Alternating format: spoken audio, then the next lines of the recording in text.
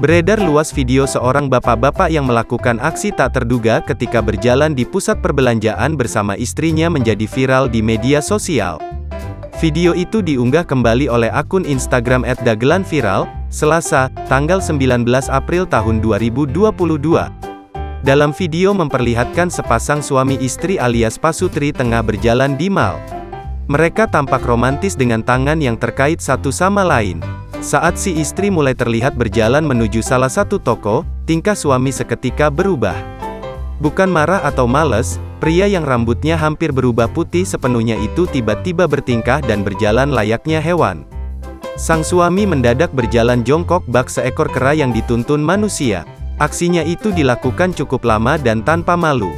Hingga ketika sang istri enggan ketika masuk ke dalam salah satu toko di mal tersebut.